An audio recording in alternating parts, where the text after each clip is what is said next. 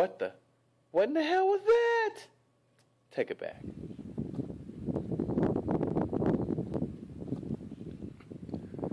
Okay, well, it's some type of Swagknife variation. But what exactly is it? Well, that is called the Swagknife. But before we talk about that, we got to talk about this raise. In the raise, the kick of the raise is very important because you're going to need a very strong backswing to create the lift, which is going to give you the hang time that you need for the next variation, the raise reversal. Now in the raise, I want you to take note of how my hips are pushed forward. And I also want you to notice that my hips are open as my torso shifts so that I can maintain eye contact with the ground. To do the raise reversal, you're going to enter the raise, but as soon as your base foot launches you off the ground, you're going to swing your torso around to the front so that you can see your target. Now notice when I do this, my hips are still pushed forward, but they remain closed. They're not open like they are in the raise, okay?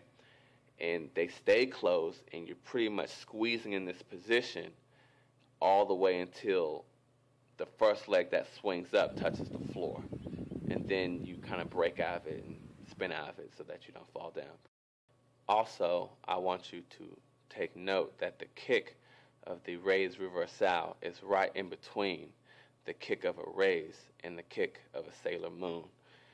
This is what gives the raise reversal that characteristic that the foot and the legs are still following the same pathing of the raise, even though you're not inverting as much.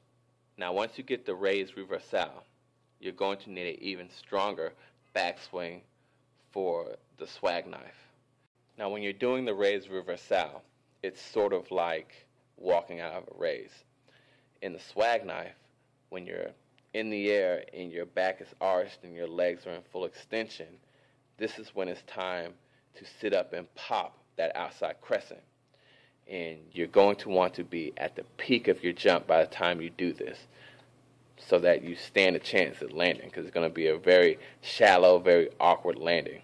So make sure that when you swing that back leg back, kind of in between the raise and the Sailor Moon, when you swing that back, that you arch really hard and immediately, and you try to get into that full extension, and then as soon as you feel that stretch, sit up and whip that outside crescent kick as fast as you can, and keep bringing your shoulders forward so that your weight is centered by the time you land.